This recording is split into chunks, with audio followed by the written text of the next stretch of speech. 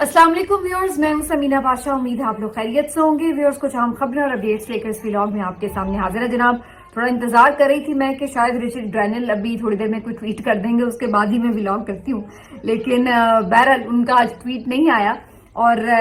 मतलब ट्वीट तो वो कर रहे हैं लेकिन मतलब पाकिस्तान के हवाले से कोई ट्वीट नहीं आया, तो इसलिए फिर मैंने सोचा कि अब व्लॉग जो है वो रिकॉर्ड कर ही लिया जाए। लेकिन इस मामले पर मैं एक बात जरूर कहना चाहूंगी कि मैं नोटिस कर रही थी कि पीटीआई के भी लोग बहुत ज्यादा हर मामूली गैर मामूली हर बात के ऊपर रिचर्ड को टैग करते चले जा रहे हैं और मतलब जैसे एकदम ओवर बर्डन कर दिया आपने उसको। और ऐसी कुछ सूरत हाल फिर नून लीग की तरफ से हुई। खैर उनके ऑफिशियल जो लोग हैं वो तो उस तरह से नहीं, लेकिन सोशल मीडिया और जो उनके हामी सहाफी हैं जो पता नहीं क्यों हर वक्त इस कदर बेचैन रहते हैं और हर वक्त क्यों इतने गुस्से में भरे रहते हैं कि बस उनका बस नहीं चल रहा कि खुद ही बंदूकें पकड़ के सारे पीटीआई वालों को मार दें, तो कुछ ऐसी उनकी हर वक्त हालत होती है। तो बहरहाल वो तो हालत इज़्तिराब में रहते ही, उनकी क्या बात करें। लेकिन बहुत से उनके जो सोशल मीडिया अकाउंट्स हैं वो भी बड़ा गैर जरूरी और मज़ाक़ खेज अंदाज में हर बात में रिचर्ड को जिस तरह से टैग कर रहे हैं, तो ये बहुत मुझे लग रहा था कि दोनों तरफ से ही बड़ी ज्यादती हो रही है। क्योंकि बहरहाल रिचर्ड के पास एक ऑफिशियल पोजीशन है और आने वाले दिनों में जाहिर है वो उसके बाकायदा चार्ज भी ले लेगा, तो ये कोई मुनासिब बात नहीं है कि आप सफारतकारी को एक मजाक बना दें। और ठीक है कि वो उसने सोशल मीडिया पर एक अपना राय का इजहार किया है या एक आवाज उठाई है, पीटीआई वालों ने उसको एक जब तक तो नॉर्मल अंदाज में लिया तो वो भी ठीक था, लेकिन अब मेरा ख्याल है कि थोड़ा ज्यादा हो रहा है और हो सकता है कि आने वाले दिनों में वो इससे ज्यादा ऑफेंड हो जाए दोनों से। पीएमएलएन से तो ऑफेंड होगा तो इसका भी उन्हें खमियाजा ही भुगतना पड़ेगा, और अगर पीटीआई वालों से ऑफेंड होगा तो उनके लिए भी ये कोई अच्छा नहीं है। क्योंकि अगर वो इमरान खान के कॉज के लिए कोई बात कर रहे हैं और जो कि पीटीआई को बहरहाल सूट करता है, तो फिर आप उनको बिला वजह जिच ना करें, बिला वजह उनको इस तरह इरिटेट ना करें कि वो आगे से सोचेगा यार छोड़ो इनको आपस में निमटने दो, हमारा क्या लेना देना। तो मेरा ख्याल है कि थोड़ा वैसे भी डिसेंट रहना चाहिए और उसको ये तासुर नहीं देना चाहिए कि हम इतनी कोई डेस्परेट किस्म की कौम है कि अगर एक गोरी चमड़ी वाला थोड़ी सी तवज्जो दे रहा है तो बस अब सारे लेटे हुए हैं और अजीबोगरीब हरकतें कर रहे हैं। तो मेरा ख्याल है शुरू में तो जो ऑफिशियली भी रिस्पांस आ रहा था और अभी भी इवन कुछ लोग जो नून के हैं वो बड़े अजीबोगरीब किस्म के रिमार्क्स और अजीबोगरीब किस्म के इल्जामात भी लगा रहे हैं। और जिस तरह मैंने कहा नूनी सहाफी तो कुछ ज्यादा ही हत्थे से उखड़े हुए हैं, उनको पता नहीं क्यों इतना दर्द महसूस हो रहा है जो नून को नहीं हो रहा। तो ये एक अजीबो गरीब किस्म की सूरत हाल बन गई है मुल्क में। लेकिन बहरहाल जो असल टॉपिक्स हैं उनकी तरफ आते हैं जी। आज जो DGISPR ने प्रेस कॉन्फ्रेंस की उसके ऊपर रद्द-ए-अमल का सिलसिला जारी है और आज खिलाफे तवक्को पीटीआई की तरफ से, ऑफिशियल पीटीआई की तरफ से खासा सख्त किस्म का रद्द-ए-अमल भी आ रहा है, तनकीद भी हो रही है, जवाब भी दिए जा रहे हैं। सोशल मीडिया तो खैर हमेशा ही उनका जाहिर है उधेड़ के रखता है प्रेस कॉन्फ्रेंस को, तो उनकी तरफ से तो तनकीद जारी रहती है। लेकिन इस दफा तो जो ऑफिशियल लोग हैं उन्होंने भी ठीक ठाक किस्म के जवाब दिए हैं, तो इसके ऊपर थोड़ा जायजा लेंगे क्योंकि 2-3 नई बहसें शुरू हो चुकी हैं इस सारे मामले के ऊपर जो उन्होंने कुछ गुफ्तगू की। और साथ साथ आज मोहतरमा बेनज़ीर भुट्टो का यौम शहादत भी है, तो आज बिलावल भुट्टो जरदारी ने भी खिताब किया, जरदारी साहब ने भी खिताब किया और उनके जो खिताब थे उसमें पसे पर्दा क्या बातें थी उसके ऊपर भी कुछ इजहार ख्याल करेंगे इसी व्लॉग में। आने वाले दिनों में क्या मंजरनामा बनते जा रहा है उसके ऊपर भी बात करेंगे। तो आपसे रिक्वेस्ट है कि चैनल को सब्सक्राइब कर लें अगर अभी तक सब्सक्राइब नहीं किया। तो बात का आगाज यहाँ से करते हैं कि जी DGISPR ने जो आज प्रेस कॉन्फ्रेंस की, तो मुझे कुछ पुराना वक्त याद आ रहा था क्योंकि मैं खुद भी न्यूज़ रीडर भी रही हूँ, खबरें बहुत साल मैंने पढ़ी हैं और जाहिर है कि वहाँ पे DGISPR की प्रेस रिलीज या उनकी प्रेस कॉन्फ्रेंस या उनसे जुड़ी बहुत सी खबरें ब्रेक भी की हैं, दी भी हैं और पढ़ी भी हैं। तो मुझे याद आ रहा था कि जब कभी भी DGISPR की तरफ से टिकर्स जारी होते थे, प्रेस रिलीज जारी होती थी, तो वो एक कोई अलग किस्म का उसका ट्रीटमेंट होता था, मकाम होता था कि मतलब तनकीद करना तो खैर वहमो गुमान में कभी नहीं रहा, लेकिन मतलब उसको बड़ा संभल के पढ़ना होता था और ख्याल ये होता था कि कहीं तौहीन ना हो जाए। और टॉक शोज भी इवन जो होते थे उसमें भी जो इस तरह के मामलात होते थे उसके ऊपर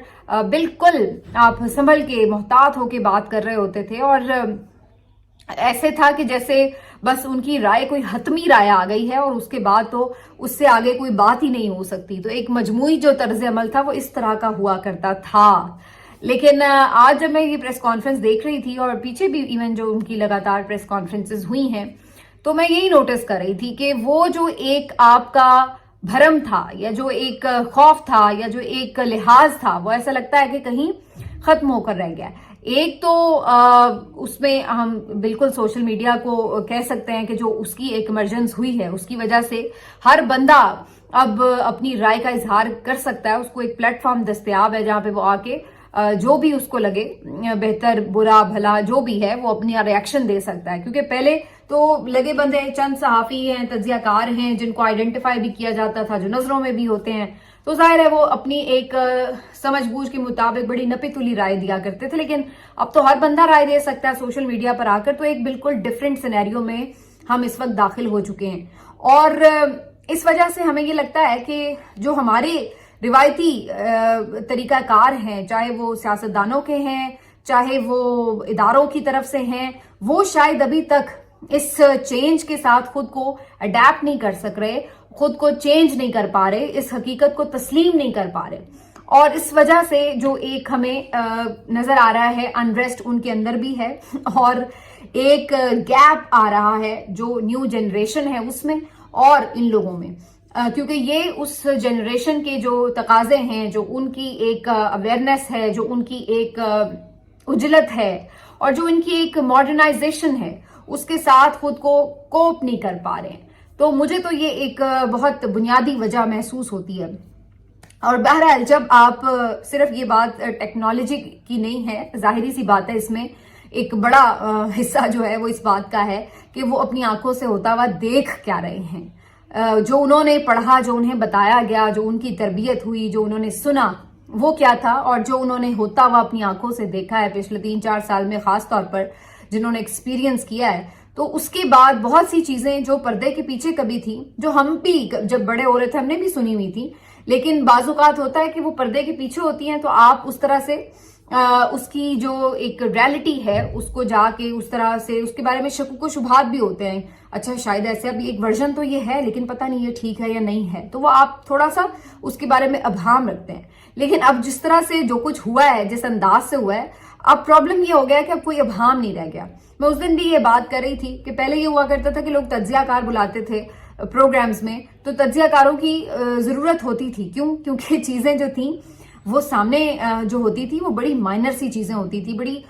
मुबहम सी चीजें होती थी, और फिर जो तज्जियाकार थे वो तज्जिया करके आपको बैकग्राउंड समझाते थे कि पीछे क्या है और इसका मकसद क्या है, इसके असरात क्या हैं। अब इतना ओपनली सब कुछ हो रहा है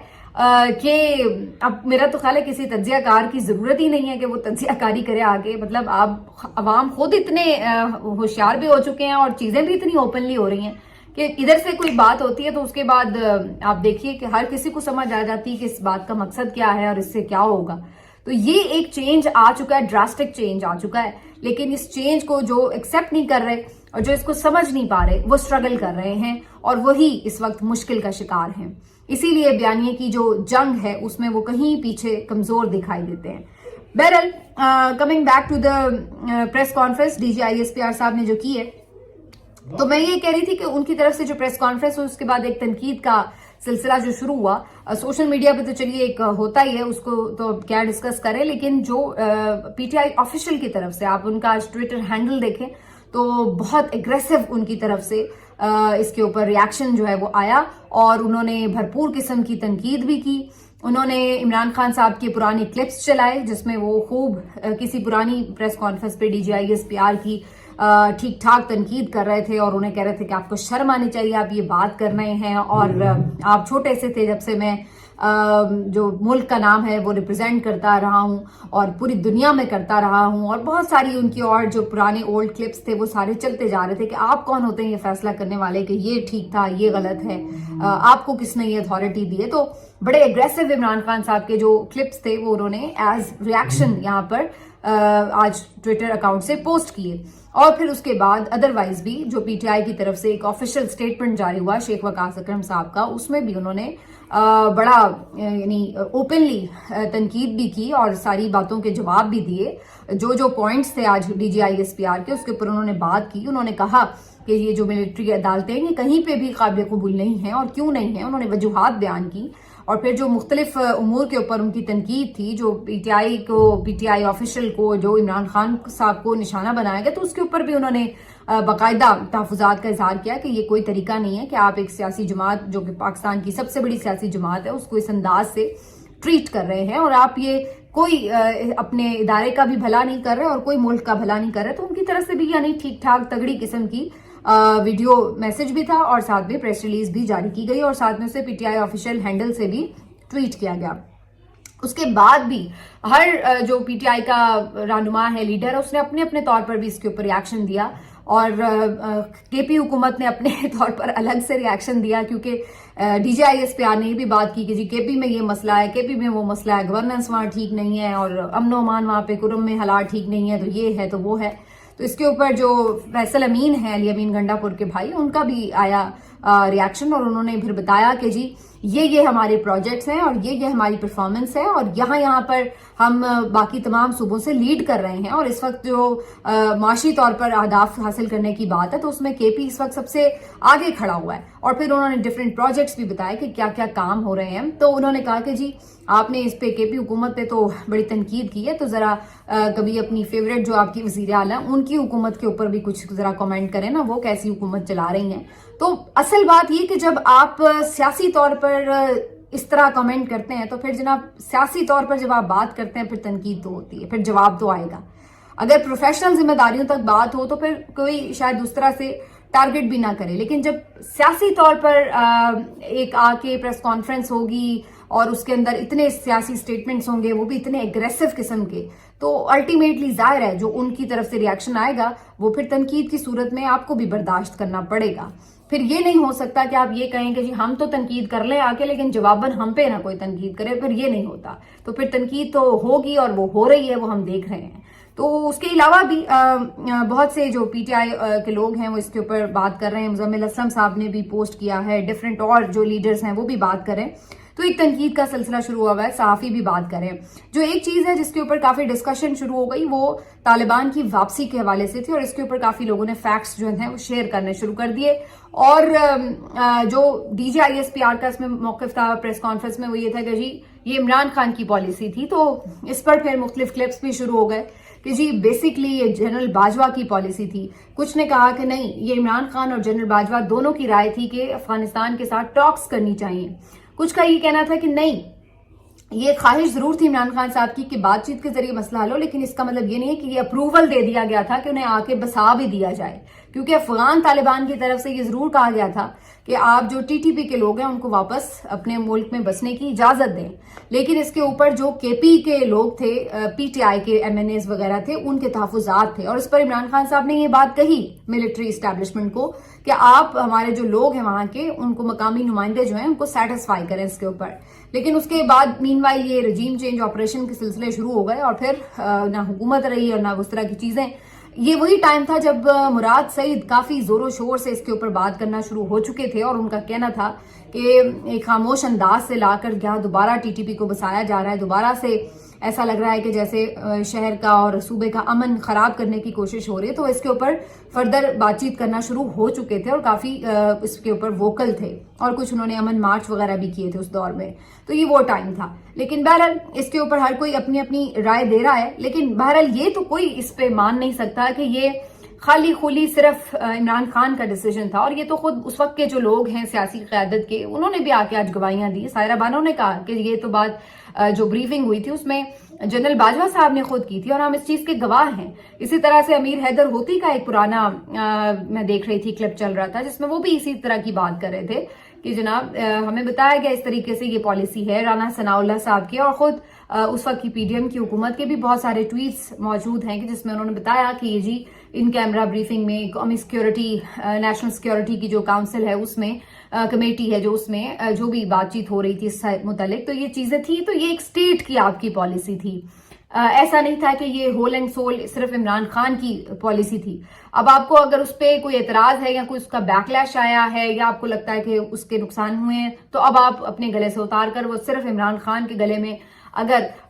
डालना चाहते हैं उसका सारा बोझ, तो वो फिर जाहिर है हकाइक हैं, अपनी जगह पर अपना मौकिफ है, वो सब चीजें छुपती तो नहीं है। तो अगर इसमें इमरान खान कसूरवार है तो फिर इसमें जनरल बाजवा, जनरल फैज हमीद वो भी बराबर के कसूरवार है। तो बहरहाल इन सब चीजों के ऊपर एक डिबेट दोबारा से ओपन हुई है। 26 नवंबर पे दोबारा से बात शुरू हो गई है, दोबारा से वीडियोस चल रही हैं, 9 मई पे दोबारा से बात शुरू हो गई है। तो मुझे ये लगा कि प्रेस कॉन्फ्रेंस से बजाय इसके कि कोई फायदा हो, उल्टा जब भी प्रेस कॉन्फ्रेंस होती है उससे नुकसान ज्यादा होता है। मुझे लगता है पर्सनली कि जिस तरह से तनकीद होती है, तो हर दफा पहले से ज्यादा एक लिहाज खुल जाता है, महाज भी खुल जाता है, और उसके बाद जो नैरेटिव है उसमें फिर मजीद जो है नुकसान होता है, झोल भी नजर आते हैं। और फिर उसके साथ साथ ये कि फिर एक गुस्सा जो है वो दूसरी तरफ से आता है। मतलब अगर पीटीआई थोड़ा सा नीचे आई हुई होती है तो फिर कोई ऐसी प्रेस कॉन्फ्रेंस होती है तो वो दोबारा चढ़ दौड़ते हैं। तो ये भी एक जो टेम्परेचर है वो नीचे जाने के बजाय वो फिर ऊपर चला जाता है। तो ये सारी सूरत हाल जो है वो आज हमें सारा दिन देखने को मिली है। आखिर में थोड़ी बात करेंगे जी, जो आज यौम शहादत था बीबी मोहतरमा बेनज़ीर भुट्टो साहिबा का, और आज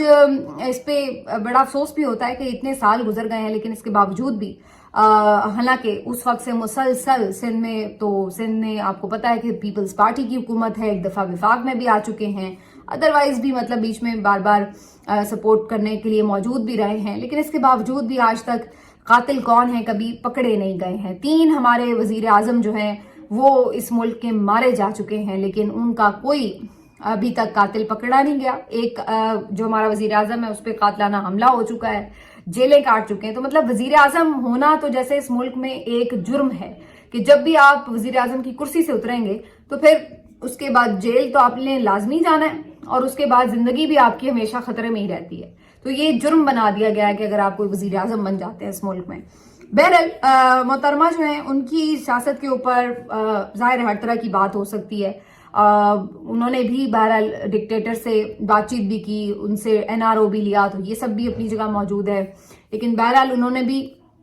वापसी के लिए आकर जमहूरियत के लिए कम से कम इतना जरूर किया कि एक डिक्टेटर को निकालने में भी उन्होंने किरदार अदा किया, तो ये भी अपनी जगह है। लेकिन अच्छा बुरा हर तरह का फैसला जाहिर है सियासतदान करते हैं और उनके क्रेडिट और डिस्क्रेडिट में होता है। तो मोहतरमा बेनज़ीर साहिबा जो है उनके बहरहाल शहादत का जो वाकया है उसके ऊपर यकीनी तौर पर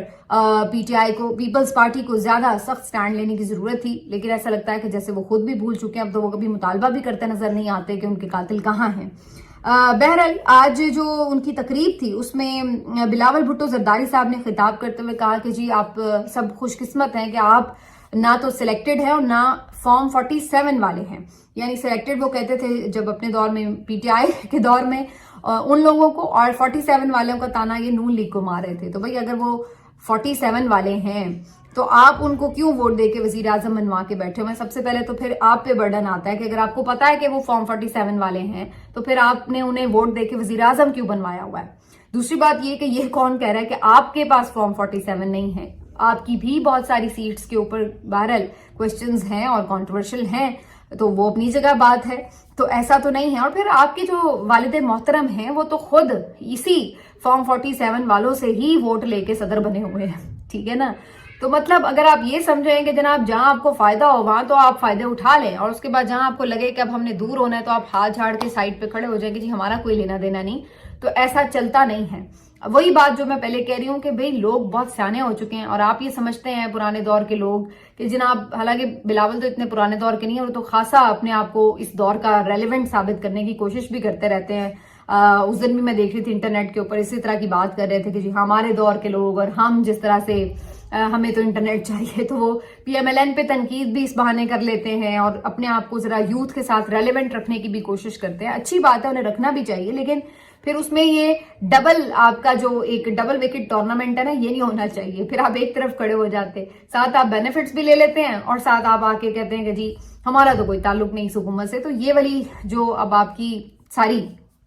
नाटकबाजी है ये अब ज्यादा जो है चलती नहीं है, सोशल मीडिया पर हर चीज एक्सपोज हो जाती है। और जरदारी साहब ने भी आज कहा कि जी सुपर पावर हो तो हो, हम तो किसी से नहीं डरते और हम स्टैंड लेंगे और आपने घबराना नहीं है, जरदारी है और हम संभाल लेंगे, ये वो की बातें। تو بیسکلی امریکہ کو کرنٹ جو سچویشن ہے اس کے حوالے سے وہ بات کر رہے تھے. تو بھائی ابھی آپ اتنے بن رہے ہیں کہ جی سپر پاور ہے تو بھائی جو بائیڈن کے ساتھ تو آپ کے بڑے اچھے تعلقات ہیں, وہ جاتے جاتے آپ کے جو اٹامک انرجی ہے اس کے حوالے سے جو پابندیاں لگا کے گئے ہیں اس پہ تو آپ چپ کر کے بیٹھے رہے ہیں, اور پھر آپ امریکہ کو آج آنکھیں دکھا رہے ہیں. تو پھر یہ بھی بتا دیجئے کہ آپ لوگ تو خود ہر طرح کی امریکہ کے تھرو ڈیلز وغیرہ لینے میں آگے رہے ہیں, اور وزیر خارجہ صاحب جو تھے آپ کے ریمنڈ ڈیوس کے دور میں انہوں نے خود ریزائن کر دیا تھا اس معاملے پر, کیونکہ آپ لوگ ان کے سامنے امریکنز کے سامنے سٹینڈ نہیں لے سکے تھے. تو یہ ساری باتیں ہسٹری ہے. تو اب آپ آ کے جہاں پر آپ کو ایک سیاسی طور پر نقصان نظر آتا ہے عمران خان کی رہائی کی صورت میں, تو اب آپ سب کو جو ہے وہ کنٹری کا خود مختار ہونا اور ساورینٹی یاد آ رہی ہے. لیکن حقیقت یہ ہے کہ اب وہی جیسے میں نے کہا کہ ہر چیز جو ہے وہ عیاں ہو جاتی ہے, وہ کوئی چھپتی نہیں ہے, رکتی نہیں ہے. اور یہ چیز جب تک یہ اولڈ سٹائل جو ہماری فیشن ہے ریاست چلانے کا, جب تک یہ ختم نہیں ہوگا اس وقت تک یہ جو ساری صورتحال ہے, یہ کیوس ہے, یہ جو آپ کا ہر وقت ڈگمگاتا ہوا سسٹم ہے, یہ شاید پھر اسی طرح بھی چلتا ہوا نظر آئے گا. ملتے ہیں آپ سے اگلے ویلاگ میں, اپنا خیال رکھیے. اللہ.